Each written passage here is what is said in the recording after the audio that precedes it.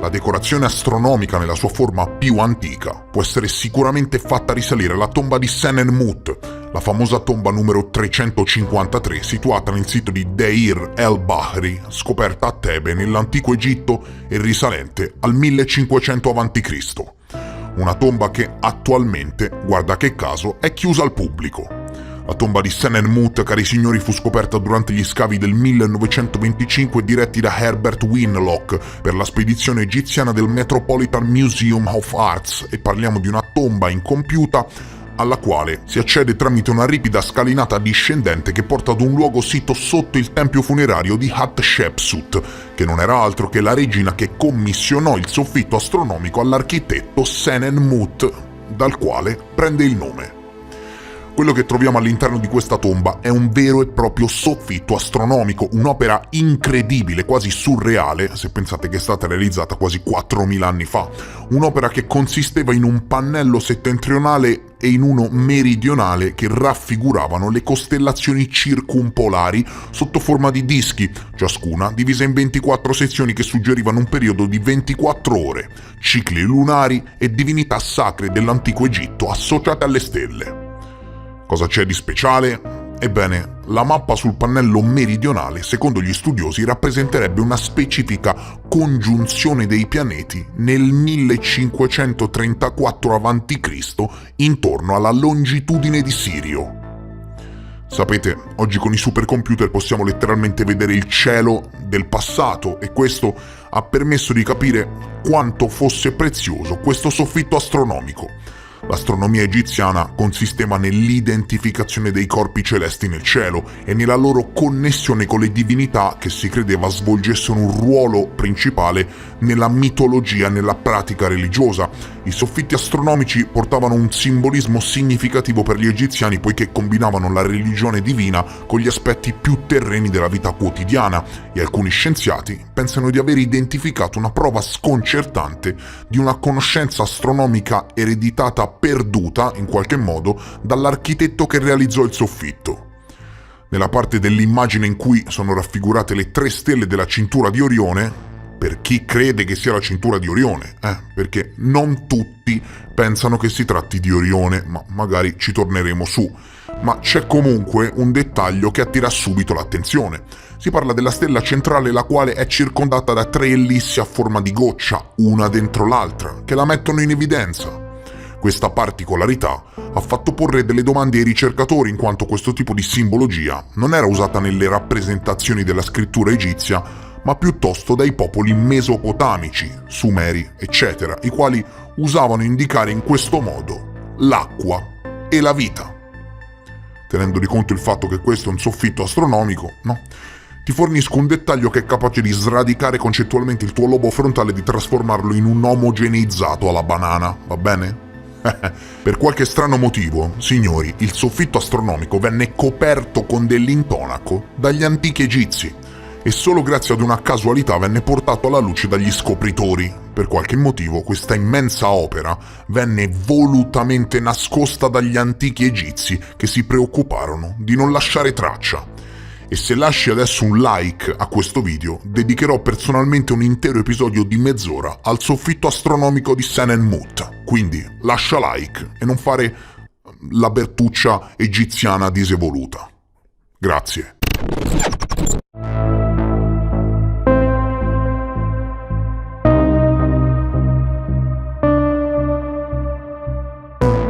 Situato nella grotta 16 delle grotte di Ellora ad Aurangabad nel Maharashtra, il tempio di Kailash è uno dei templi più incredibili dell'India antica e grazie alle sue incisioni da capogiro, alle dimensioni massicce e alla straordinaria architettura è letteralmente in grado di stordire i suoi visitatori grazie ad intricati disegni sui pannelli, pilastri monolitici e statue di animali e divinità. Il tempio di Kailash è una meraviglia ingegneristica del mondo antico di cui nessuno ti ha mai parlato. Perfetta per gli amanti della storia e dell'architettura. Costruito sotto la direzione di Krishna I, il tempio è dedicato alla divinità indù Shiva e parliamo di un tempio di quasi 2000 anni che è stato ribattezzato come il tempio impossibile dell'India. E la storia della sua costruzione è al centro di moltissime leggende. Si dice che sia stato costruito nell'arco di 18 anni, scolpendo 200.000 tonnellate di roccia. Pensate che solo la parte superiore della sovrastruttura sopra il santuario misura 32 metri, come una barca, capito? È considerato uno dei templi rupestri più notevoli al mondo per le sue dimensioni, l'architettura e il trattamento scultoreo. Presenta l'uso di molteplici stili architettonici e scultorei distinti, e questo, combinato con le sue dimensioni eccezionalmente grandi, ha portato alcuni studiosi a credere che la sua costruzione abbia attraversato i regni di più re, che sia più antico del previsto e che non sia stato costruito nell'arco di 18 anni, ma in molto più tempo. Ora, in molti si staranno chiedendo, no? Sì, dai, carino, ma alla fine cosa c'è di così strabiliante, perché sembra Omega che stai ingigantendo la pillola. Ebbene, io non ve lo vorrei dire, giuro, ma vi giuro che non ve lo vorrei assolutamente dire, ho quasi paura a dirvelo, ok? Ma questo tempio è un'opera scultorea. Sai cosa vuol dire? Vuol dire che è stato scolpito a mano, nella roccia, nel terreno. Capito? È stato scavato, dico io, scavato, chiaro? No, non sono impazzito. Attenzione, Wikipedia lo definisce come un megalite scolpito da una parete rocciosa, dico io, un megalite, signori, ve lo immaginate? Fa paura, ok? Se te lo ritrovi davanti, anzi in basso, perché è scavato nel terreno, fa paura. Ma aspetta, perché mica è finita qui. Il tempio di Kailash, signori, non è un caso isolato. Fa parte delle grotte di Ellora, e per grotte di Ellora si intendono 34 templi e monasteri rupestri indù, buddisti e jainisti che si estendono per oltre 2,5 km nella zona, lungo la scogliera di basalto in pendenza del sito, e sono tutti, e dico tutti, scavati nella roccia, a mano, come i tacchini disevoluti.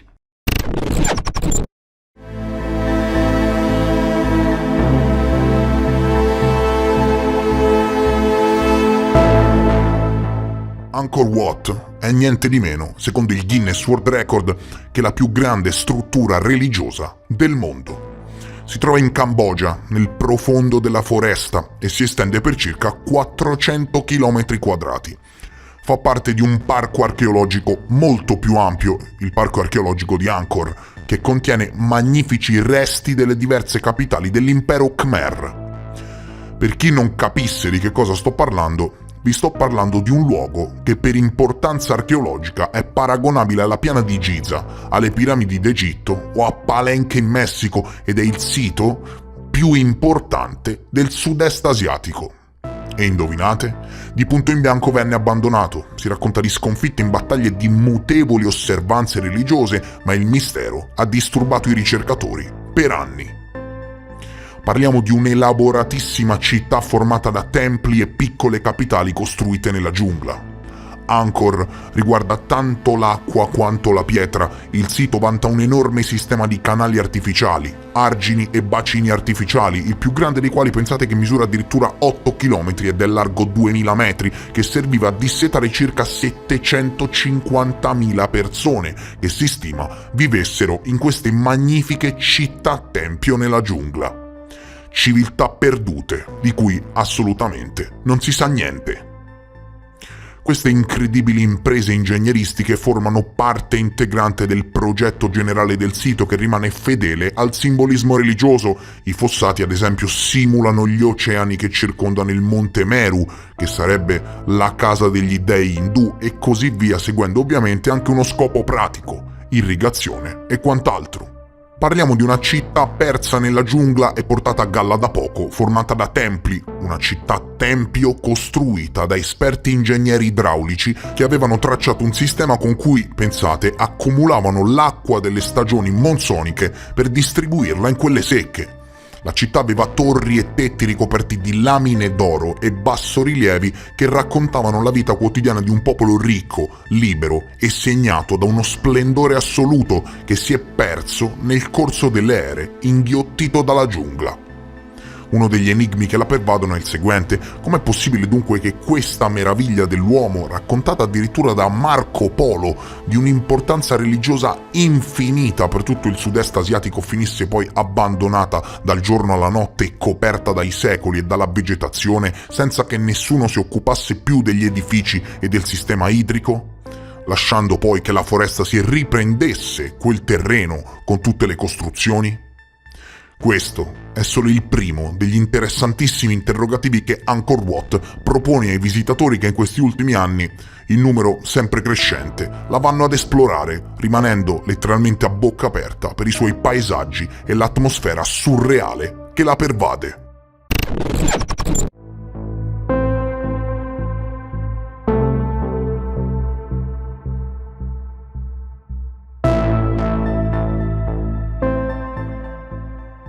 Una civiltà stranamente evoluta sta venendo piano piano a galla intorno a Göbekli Tepe e, cari signori, non vi è spiegazione alcuna per determinate datazioni. Questo sito archeologico, situato a circa 46 km a est di Göbekli Tepe, è considerato il suo sito gemello e si chiama Karahan Tepe, e pensate che gli archeologi hanno pubblicamente riconosciuto che anche questo sito ha la stessa età più o meno di Göbekli Tepe e apparentemente sarebbe anche più antico. Infatti le datazioni riferiscono che si tratta di un sito precedente al X millennio avanti Cristo, precedente al 10.000 avanti Cristo. Riesce a immaginare?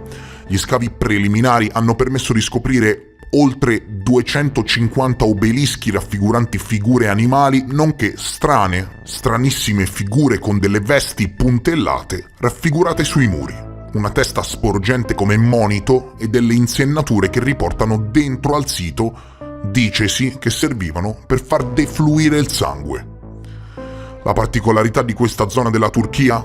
Ebbene, in conferenza stampa ultimamente gli scienziati responsabili del sito facenti parte del Göbekli Tepe Culture and Karahan Tepe Excavation hanno riferito che grazie a misurazioni geomagnetiche, mappe topografiche e fotografiche aeree sono già stati individuati altri 12 siti con le stesse caratteristiche di Göbekli e Karahan Tepe nella zona, e che anzi, probabilmente, quei siti seppelliti sono ancora più antichi. C'è una camera principale che raffigura megaliti e colonne a T, e poi ce n'è uno ai margini che è scavato nelle fondamenta del sito ed è grande abbastanza per contenere dozzine di persone. Infatti, il sito stesso è stato riconosciuto come un grande podio dove le persone si radunavano, forse per antichissime pratiche sciamaniche, uno spazio di aggregazione rituale che nasconde incredibili misteri. Sono presenti strane figure umanoidi sui muri che si pensa possono raffigurare gli architetti del sito.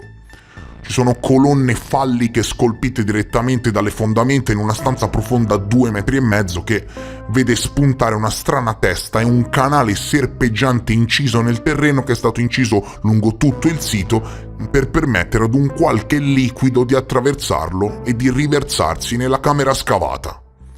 Immaginatevi se fosse stato un sito rituale e questa stanza profonda 2 metri con le colonne fosse stata riempita di sangue. Riuscite a immaginarvi la scena? Ecco, tutto questo non è assolutamente in linea con la storia convenzionale, né in ambito religioso, perché semplicemente la religione non esisteva, né in ambito strutturale, perché i cacciatori e raccoglitori non erano di certo soliti creare insediamenti culturali o religiosi, né dal punto di vista dei sacrifici, né dal punto di vista delle conoscenze dell'epoca. Semplicemente tutta questa zona, signori, presenta siti e costruzioni che letteralmente, nel vero senso della parola, non dovrebbero esistere. Ci pensi che sotto Göbekli Tepe esistono altri 20 siti? Già Göbekli Tepe ha riscritto la storia, esistono altri 20 siti e che nei pressi di Karahan Tepe ne sono stati individuati altri 12? Ecco, di che cosa stiamo parlando? Siamo di fronte a prove certe relative ad un grandissimo pezzo di storia mancante che parte chissà da quanto prima dell'ultima era glaciale, sopravvive e mobilita le civiltà che sorsero dopo. Antichi dei civilizzatori? Atlanti dei? Vigilanti? Come vuoi chiamarli?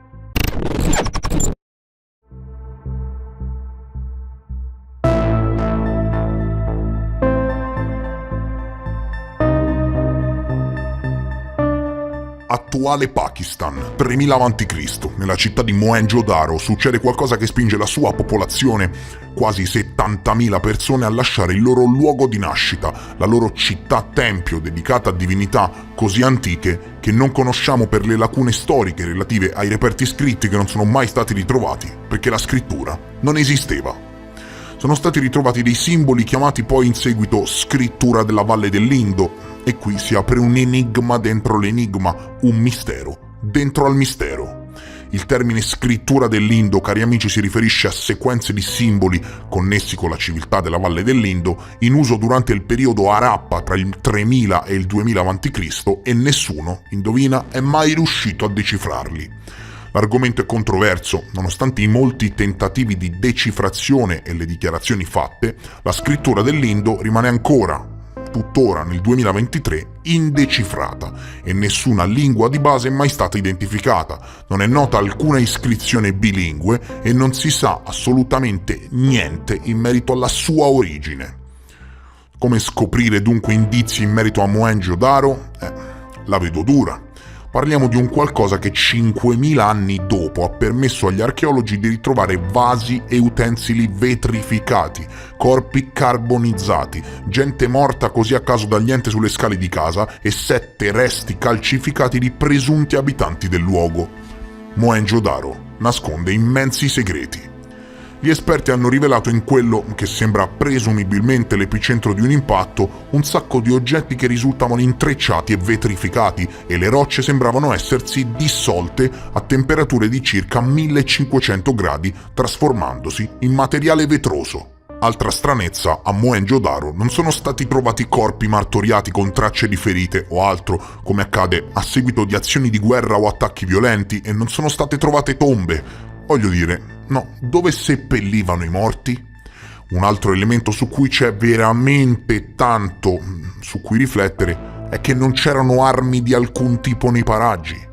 Recenti analisi avrebbero dimostrato che la maggior parte degli antichi scheletri presentavano tracce di carbonizzazione e calcinazione, come accade dopo l'esposizione ad un'intensa fonte di calore, e ciò che avvenne a suo tempo tuttora rimane un mistero, perché non ci sono vulcani nella zona né altri fattori che potrebbero aver prodotto un calore simile. Chiaro?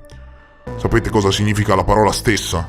Mohenjo-Daro significa il monte delle persone morte, e parliamo di una delle prime grandi città che sorsero sul pianeta Terra, anche se questo è solo il nome moderno, non sappiamo nulla di questa antica civiltà, non sappiamo neanche come si chiamasse in origine.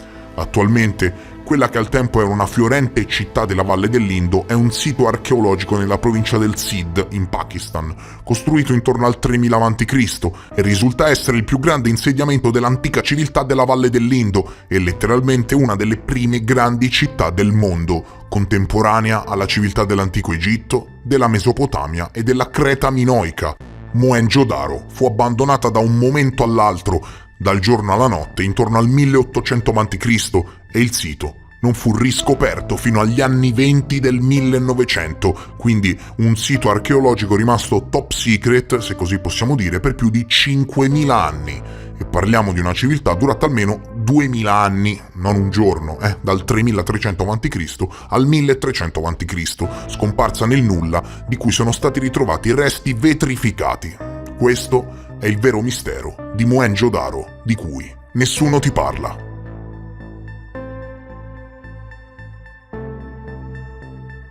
Io spero che il video ti sia piaciuto. Se gli fate superare i 10.000 like ci sarà una seconda, una terza, fino forse ad arrivare alla quinta parte. Forse si aprirà una serie, dipende da voi e dai like che lasciate. Sono talmente tanti i posti misteriosi sul pianeta Terra, dal Sud America, immaginate, solo il Sud America ci puoi fare una serie, al Medio Oriente, all'Asia, che questo video non gratta neanche la superficie. Lascia un like, quindi, a questo video, e appena il video supera i 10.000 like, realizzerò la seconda parte. Vi abbraccio, vi ringrazio per essere stati con me e se sei nuovo e ti interessi ai temi che affronto, iscriviti al canale. Io vi voglio bene, vi ringrazio a tutti come sempre e ci vediamo presto, molto presto, nel prossimo episodio. Addio!